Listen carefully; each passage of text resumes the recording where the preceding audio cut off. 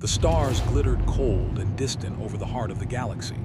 Ships of every shape and size moved through the lanes, each marked with colors, emblems, and lights that signaled their power and pride.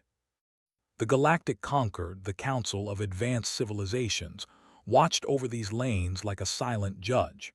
Their fleets were massive, perfect, and efficient, creatures of precision built over thousands of years.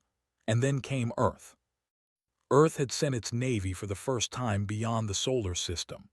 The fleet was small, its ships modest in size, and its weapons, though carefully engineered, looked almost fragile beside the galactic giants. Most alien civilizations couldn't even tell what some of the modules on the ships were for. In the Great Observation Hall, holograms displayed Earth's fleet for the first time. A chorus of alien whispers echoed across the room. One admiral from a species that had never lost a battle tilted its head. "They call this a navy?" it asked, its voice more curious than insulting. A Sereth diplomat, whose entire body shimmered with bioluminescence, laughed quietly.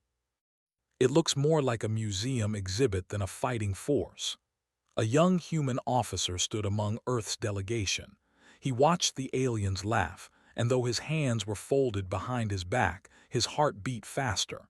He wanted to shout to prove them wrong, but he didn't. Humans had learned long ago that showing anger rarely solved anything. Instead, he kept a calm face, just as the admirals instructed. The human ambassador, a woman named Elena Grace, spoke next. Her voice was steady, polite, and carried a strange kind of authority. "Thank you for your attention. Our fleet may appear modest, but it is designed with resilience, adaptability, and cooperation in mind. We value these qualities as much as power." A cluster of alien officers murmured among themselves. "Resilience and cooperation." "Against fleets like ours," one hissed. Elena smiled faintly. "Sometimes strength is not about size or weapons. It is about knowing what to do when everything else fails." No one laughed at that. Later, in a quiet hangar on the edge of the Sol system, the real secret of Earth's navy waited. A ship unlike any other hovered silently among the stars.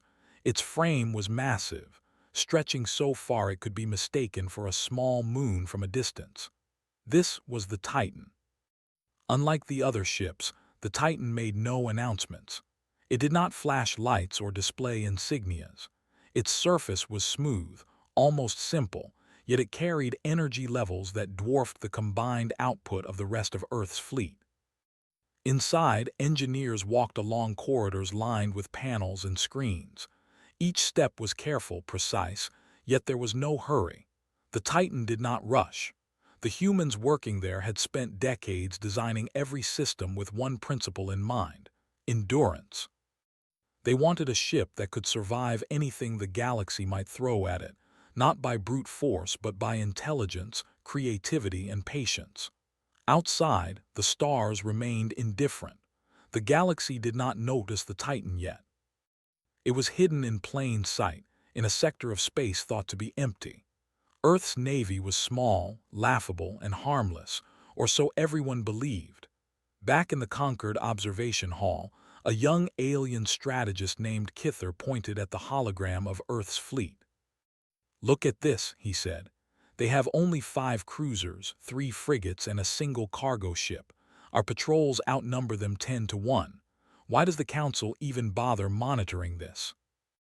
A veteran Sereth officer, his glowing limbs twitching with amusement, replied, "Because sometimes the most unexpected things have a way of surprising us. But in this case," he shook his head, "I doubt it." Meanwhile, on Earth, the admirals gathered in a conference room. A map of galactic lanes and fleets covered the walls. Admiral Lee, a tall woman with silver-streaked hair, leaned over the table. "They laugh because they don't understand us," she said simply. "And that's fine. Let them." One of the younger officers frowned. "But ma'am, if they attack—" "They won't attack," Lee interrupted. "At least not yet. We are small, unthreatening, and careful. Let them laugh. Laughter is underestimating your opponent, and the galaxy will soon learn the difference." Her words were calm, yet they carried a quiet confidence that made even the skeptical officer pause. Out in the distant reaches of the solar system, the Titan stirred. Its engines, dormant for decades, began to hum with a gentle vibration. Panels flickered to life, lights blinking in silent rhythm. The ship was waking. It was not angry nor eager. It simply was, ready to do what it had been built to do. In the observation hall, the aliens continued to discuss Earth's navy. Some were already sending dismissive messages to other sectors. Some speculated about Earth's technological potential, but most laughed openly at what they considered quaint and primitive. Suddenly, a faint signal appeared on the galactic scanners, a single transmission from deep within the Sol system. The Council's monitoring stations paused, their instruments recalibrating. The message was brief, almost innocuous. Titan Protocol, active. No explanation followed. No alarms. Yet in that simple phrase, something unspoken passed through the galaxy. The conquered sensed it, though none could explain why. On Earth, Admiral Lee received the same signal. She looked at her team and nodded. "Everything is going according to plan," she said. The young officer who had doubted them before asked, "But what is the plan?" Lee smiled faintly, eyes fixed on the display showing the distant Titan. "The plan, Lieutenant, is to remind the galaxy that humans are never truly what they seem." Outside, the stars seemed ordinary. But for those paying attention, a small ripple of energy spread across the lanes. The Titan systems hummed in perfect synchronization, its shields shimmering faintly even in the emptiness of space. It was not aggressive. It did not fire weapons. Yet every ship, every fleet that scanned its location, felt a subtle tremor in their sensors, as if the galaxy itself was holding its breath. Meanwhile, back at the observation hall, some of the younger alien delegates began to notice odd readings on their instruments. Their laughter slowed. Sensors that had detected Earth's fleet for weeks suddenly picked up anomalies, faint energy spikes, unusual dimensional patterns, and strange signatures that defied classification. The veterans noticed first. One by one, the older admirals raised their limbs, signaling curiosity and concern. "What is happening?" whispered Kither. His voice trembled slightly. It doesn't make sense." The Sarath officer who had laughed earlier stepped forward. "This is different." They weren't lying. Earth isn't what it appears to be. But how could this? Across the galaxy, in hidden hangars and outposts, the Titan continued its silent awakening. Engineers ran final checks. Algorithms aligned. Systems tested themselves, not for battle, but for endurance, efficiency, and adaptability. It was not a warship designed to destroy. It was a warship designed to endure, adapt, and survive. A warship built by humans, the species that even the galaxy laughed at. And yet in the quiet hum of its systems a promise existed, not of violence, not of conquest, but of capability beyond imagination. The human navy, small and underestimated, would soon have a presence the galaxy could not ignore. In the great observation hall, some aliens began to exchange nervous glances. The laughter that had filled the room earlier was gone. Curiosity replaced amusement, and in its place, a flicker of respect, though few would admit it aloud. For now, the galaxy still believed Earth was weak, still believed the humans were small, limited, and harmless, but the Titan waited, silent, patient, powerful beyond recognition, and the galaxy had no idea what was coming next. The galaxy was alive with chatter. Across thousands of light years, fleets moved along their assigned lanes, emissaries argued over trade rights, and sensors constantly scanned for anomalies. Earth's fleet, still small and modest, had returned to the outer edges of the Sol system after the first demonstration. Most aliens dismissed them as harmless, but the Titan did not wait. It moved silently, almost invisibly, beyond Pluto's orbit. From a distance, it appeared like a shadow against the cold light of the sun, but sensors that could measure the energy output of stars themselves began to detect something unusual. Even the most advanced alien systems struggled to comprehend what they were seeing. The first to notice were the neutral monitoring stations of the Galactic Concord. They had been tracking Earth's fleet casually, expecting nothing more than a brief demonstration and harmless communication. Suddenly, their readings spiked. A massive energy signature, almost impossible to measure, was moving outwards from the Sol system. On the bridge of the Titan, Admiral Lee stood quietly, her hands behind her back. She did not need a console to know the ship's status. Every system, every panel, every engine thrummed with perfect synchronization. The Titan was awake, alive, and ready, but not in the way the galaxy expected. "Signal the nearest neutral hub," she ordered. "Broadcast our coordinates. No weapons, no threats, just information. Let them see us as we are." Her communications officer raised an eyebrow. "Ma'am, are you sure? Most civilizations will panic if they see this energy signature. They'll assume war." Lee smiled faintly. "Then let them assume. But first they will learn that humans are not predictable, and predictability is what they rely on." Minutes later, a message rippled through Concord communication channels. Unlike the usual formal announcements, this one was simple. "Titan has arrived. Non-hostile.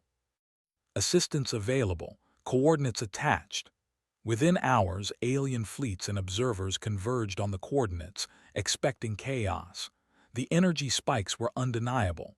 Ships that normally moved with cold precision slowed, unsure of how to approach. Sensors could not calculate the size or mass of the Titan accurately. It seemed impossible. In the neutral hub of Argus 7, the first alien captains arrived.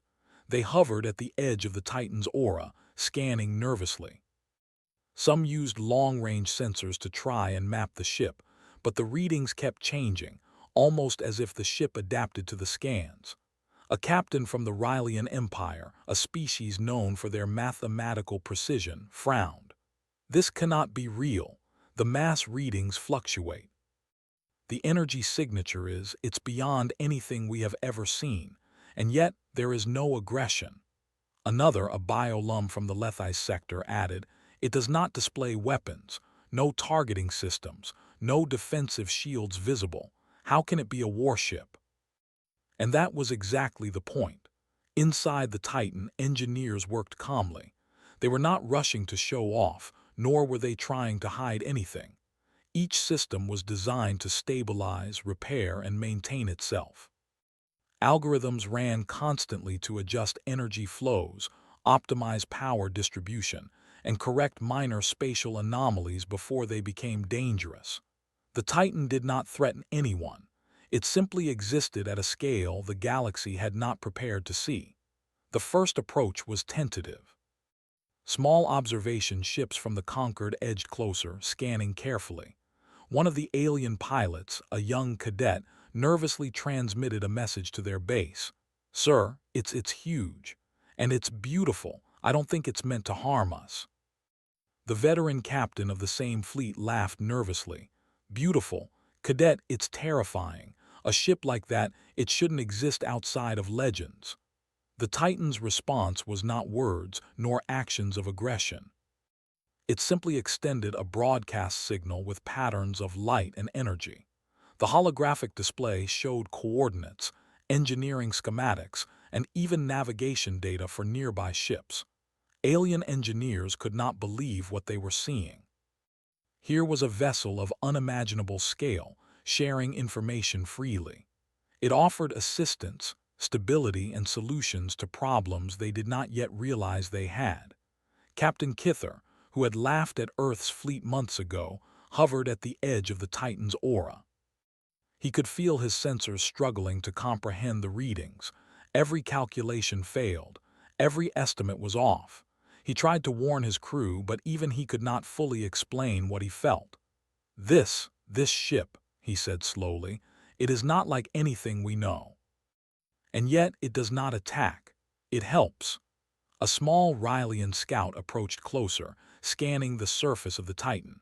Its sensors picked up dozens of automated repair drones moving with perfect coordination, though no crew was visible.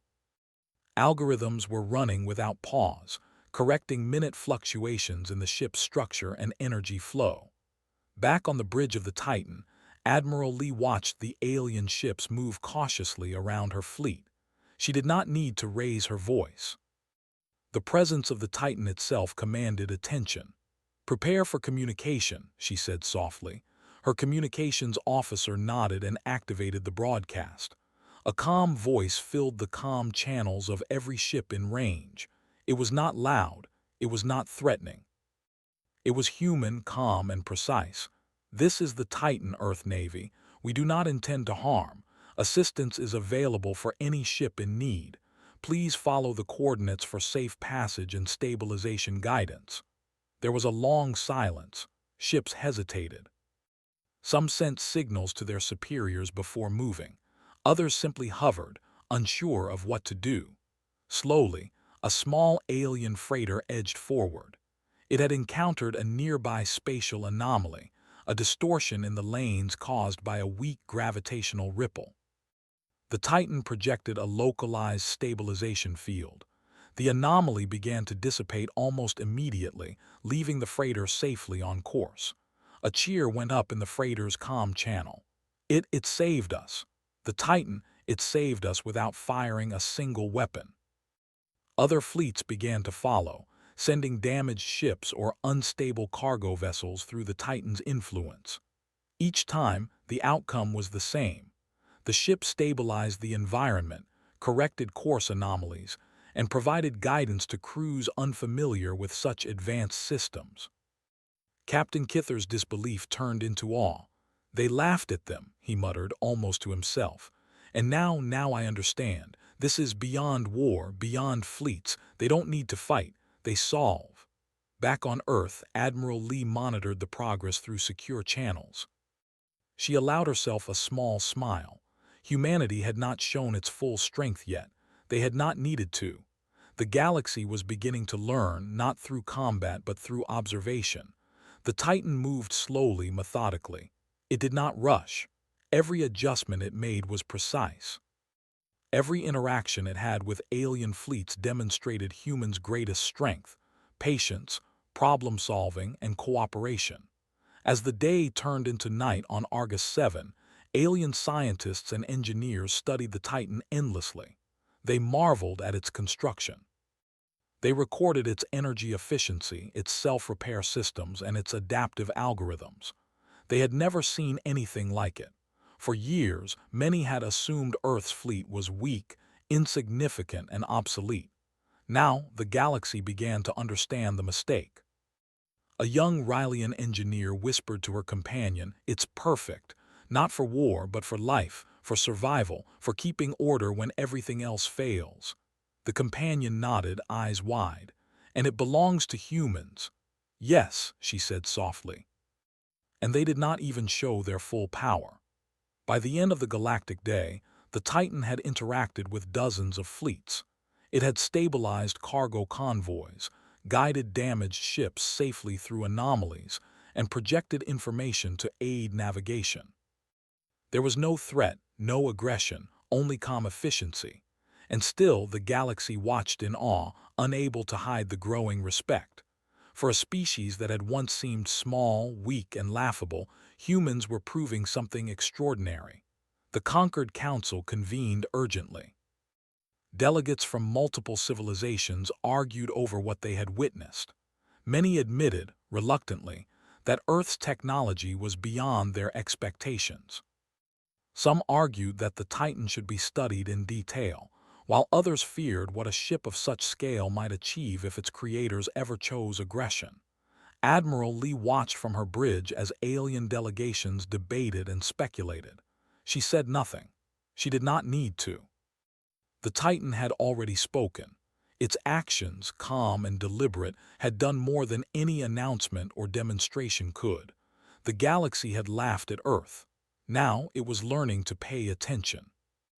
And somewhere deep inside the Titan, systems hummed gently, ready for whatever the galaxy would throw next. The ship did not demand respect, but it earned it nonetheless. For the first time, the galaxy realized that strength was not always shown through weapons or battles. Sometimes strength was shown through calm, silent competence, and humans, small, underestimated humans, were proving that lesson beyond any doubt. The Titan had arrived, and the galaxy would never forget it. The galaxy was watching. After the Titan's arrival, every civilization had begun to reconsider its view of humanity. A species once laughed at, dismissed as weak and primitive, now commanded attention. Not through threats, not through displays of power, but through calm competence, patience, and intelligence. Yet, admiration alone could not test a species. Strength was not measured in admiration. It was measured in crisis. That crisis came in the form of the Lyris Rift, a chain of unstable star lanes in a distant sector. Over centuries, these lanes had shifted, grown unstable, and threatened hundreds of trade and travel routes. Ships attempting to traverse the lanes risked being lost to sudden gravitational distortions, energy fluctuations, or collapsing space tunnels. The alien empires had debated the issue for decades. Some claimed it was too dangerous to fix. Others tried small interventions only to fail repeatedly. The rift remained a ticking problem. When news reached Earth, the admirals reviewed the data. The Titan's sensors could detect subtle energy distortions, gravitational instabilities, and microanomalies that even the most advanced alien instruments missed. For the first time, humans saw a problem that required their full capability. "This is it," Admiral Lee said to her team. "This is the test, not against fleets, not against weapons, but against complexity itself." Her officers nodded. They had trained for years for this, not in war but in problem-solving. The Titan departed quietly for the Lyris Rift. Its engines thrummed with perfect rhythm, its hull reflecting starlight as it glided through space. Alien fleets from nearby sectors followed cautiously, curious and wary. They had seen the Titan stabilize ships and anomalies before, but the Rift was an entirely different challenge. As the Titan approached the first unstable lane, the sensors detected fluctuations far beyond anything previously recorded. Spacetime itself seemed to twist and ripple. Ships that tried to enter without guidance would be lost in minutes. Even the most experienced alien navigators hesitated. Admiral Lee observed calmly from the bridge. "Begin stabilization sequence. Start with microfield harmonics. Monitor gravitational feedback." Her officers executed commands with precision. The Titan projected stabilization fields, not as weapons but as guiding paths. Energy flowed like water, filling gaps in the lane, smoothing turbulence and correcting distortions. Small anomalies collapsed naturally under the ship's influence. An alien observer from the Concord, Captain Lyra of the Serath fleet, watched from her ship. Her sensors could barely keep up with the data flowing from the Titan. "It's incredible," she whispered. "It's not destroying the rift, it's correcting it." "Exactly," replied her aide.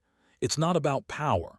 It's about understanding the environment, adapting and solving the problem. That's human ingenuity in action."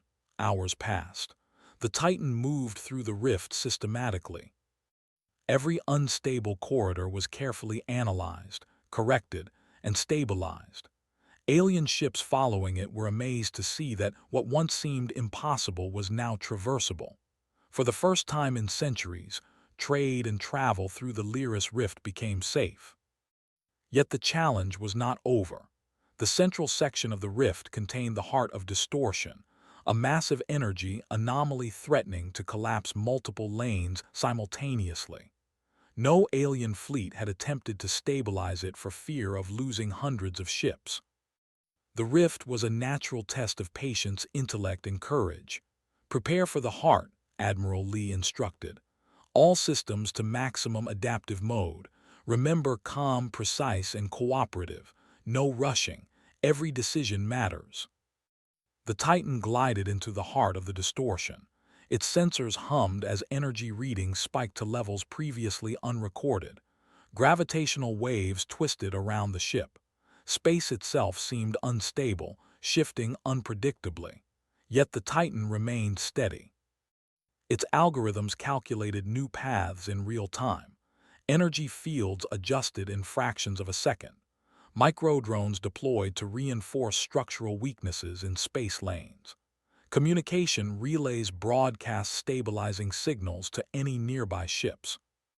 Alien fleets watched, unable to believe the sight.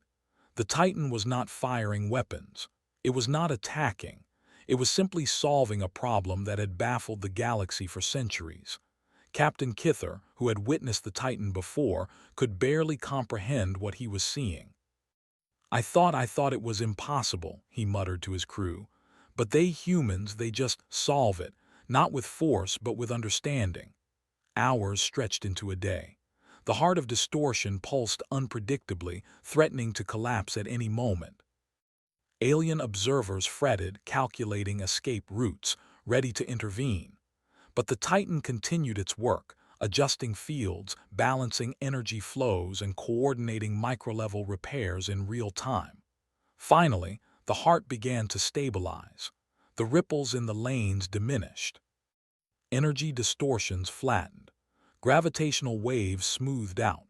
Every ship, every traveler, every convoy now had a safe path through the previously deadly sector. A cheer erupted across the Concorde's observation channels. Engineers, diplomats, and fleet commanders alike expressed disbelief and admiration. "The rift, it's fixed," they exclaimed. And no one lost a single ship. Inside the Titan, Admiral Lee allowed herself a small smile. "It's done," she said quietly. "The galaxy has seen the true strength of humans." Captain Kither's voice trembled as he addressed his council. "We laughed at Earth. We thought them weak, incapable, insignificant. And now they have done what no one else could. They didn't fight. They didn't conquer. They solved." A young Seraph engineer added, "It's more than strength, it's patience, vision, and cooperation. They think differently. They act differently. They endure." That endurance was humanity's secret. The Titan was not designed to win battles. It was designed to survive, adapt, and solve impossible problems. And through this demonstration, the galaxy saw something even more remarkable. Humans could change the rules of engagement entirely. Word spread quickly. Reports of the Titan's actions through the Lyris Rift became stories in every sector. Children on distant worlds listened in awe as their parents described how a species once laughed it could tame space itself without a single weapon fired. Diplomats scrambled to Earth, not to threaten, but to learn. Alien engineers sought collaboration. Traders realized that safe passage through the rift opened new opportunities they had never dared dream of. Even among skeptics, respect grew. The laughter that once greeted Earth's navy turned to silence, and then to admiration. Humans had shown that strength was not measured in destruction, but in the ability to protect, preserve, and adapt. Back on Earth, Admiral Lee and her team did not celebrate loudly. They did not issue declarations of triumph. Instead, they continued planning, refining, and observing. The galaxy had been reminded. Humans were patient, intelligent, and capable of endurance beyond imagination. And patience, as they knew, was often more powerful than any weapon. The Titan remained in orbit above the Lyris Rift, its systems still humming gently. It was not there to dominate, but to guide. To show that even the most chaotic and dangerous parts of the galaxy could be stabilized, not through fear, but through understanding. And the galaxy began to realize that humans were different. They did not need to boast. They did not need to threaten. Their strength lay in their resolve, their patience, and their creativity.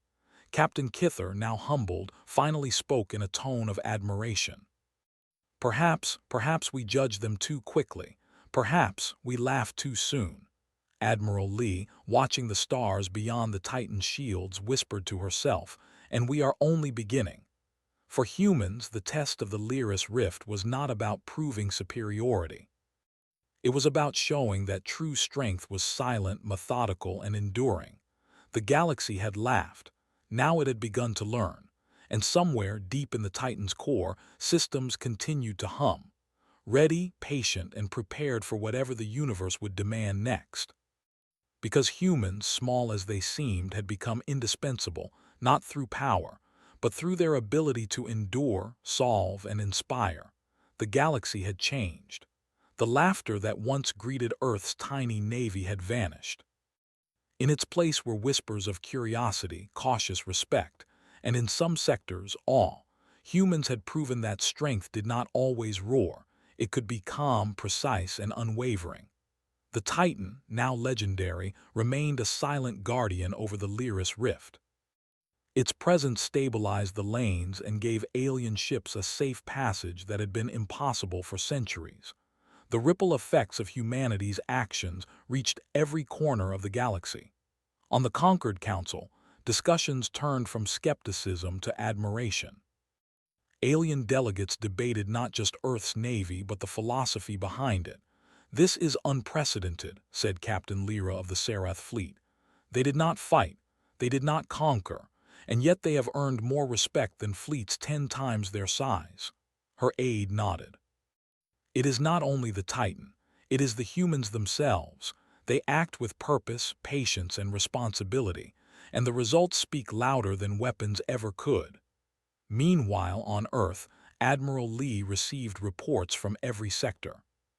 Scientists, engineers, and diplomats from multiple civilizations sought guidance, collaboration, and partnership. They did not come to challenge humans. They came to learn from them. Lee addressed her team in the main control room. "We have done more than anyone expected," she said quietly. "The galaxy has begun to see humans not as a minor species but as partners. Remember, our strength has never been in aggression. It is in endurance, intelligence, and cooperation. That is what will continue to guide us." Her officers nodded. There was no arrogance in their posture, no desire to boast. They had proven themselves through action, and that was enough. Across the Lyris Rift, the Titan continued its work. Small alien convoys moved along its guidance corridors. Unstable lanes were now mapped and stabilized. Signals sent by the Titan included warnings, navigation updates, and engineering advice. Ships that would have once been lost now sailed safely, carrying cargo, knowledge, and hope to distant sectors. Captain Kither, who had once laughed at Earth's fleet, now watched in quiet humility. He had spent decades navigating dangerous lanes, solving engineering puzzles, and commanding powerful fleets. Yet nothing he had done compared to what humans had achieved. "They think differently," he admitted to his crew. "They act differently. They solve problems when everyone else sees chaos. They endure when others would give up. And they inspire." Stories of the Titan spread quickly through trade channels, scientific forums, and diplomatic networks. Children on distant planets learned about the small, underestimated humans who had tamed the impossible without a single weapon fired. Tales of calm ingenuity replaced stories of aggression and conquest. In some regions, humans were invited to advise on complex projects, stabilizing nebulae, rerouting trade lanes, and coordinating multi-species rescue missions. The galaxy wanted to collaborate with Earth, not conquer it, and the humans accepted quietly, without fanfare. Even old skeptics had to admit it. The laughing species had become a guiding force. The joke had turned into a lesson. One alien diplomat from the Rylian Empire asked a young human officer, "Do you ever worry about using such power? About what might happen if your ship were misused?" The human smiled faintly. "The Titan is only a tool. The real strength is in how we choose to use it. Humans believe that intelligence, patience, and cooperation are far more powerful than weapons. That choice is ours, and it has guided us well." In time, the Titan became a symbol, not of war but of possibility, not of domination but of responsibility. Aliens who once scoffed at Earth's navy now studied it, applied its principles, and marveled at the difference one species could make when it focused on solutions rather than conflict. On Earth, Admiral Lee reflected on the journey. From small, laughable beginnings, humans had demonstrated something profound, that a species could command respect not by violence, but by ingenuity, calmness, and endurance. History will remember this, she said to her officers. Not because we fought, but because we acted responsibly when others could not. That is what makes humans humans.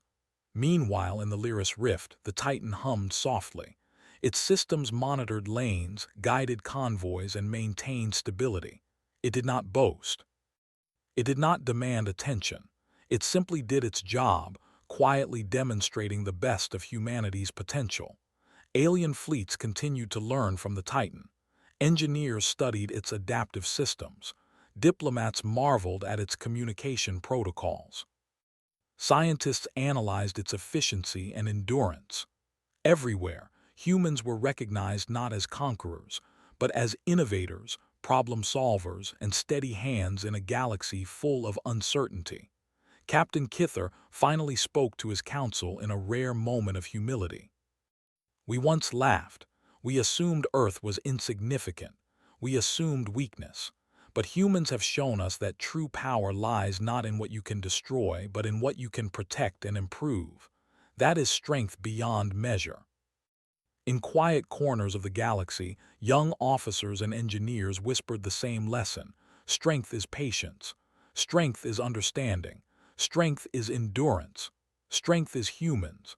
And the Titan, the silent sentinel of Earth, continued to watch, guide, and stabilize. It had no need for glory. Its reward was the knowledge that humans had changed the galaxy without firing a single weapon. They had inspired civilizations to work together, rethink priorities, and value cooperation over conflict. Finally, the galaxy began to see humans as they truly were, a species small in size yet immense in capability, underestimated yet resilient, calm yet powerful in ways no one had imagined. Earth's navy, once the subject of jokes, became a symbol of hope. The Titan's presence was a constant reminder that ingenuity and patience could solve problems that brute force never could. Civilizations learned to collaborate, to trust, and to value intelligence and endurance over aggression. And on Earth, Admiral Lee smiled quietly at the news from the far reaches of space. Humanity had not needed to prove itself with weapons. It had proven itself with action, wisdom, and calm resolve. The galaxy had laughed, and now it would never forget. The Titan continued to drift among the stars, silent, steady, vigilant, a reminder that true strength was not measured in firepower, but in the power to endure, to solve, and to inspire. The galaxy had learned a lesson it would remember for centuries. Humans, small and underestimated, could change everything without raising a weapon, and the laughter that had once greeted Earth was replaced forever with respect. Humans had arrived, and the galaxy would never be the same.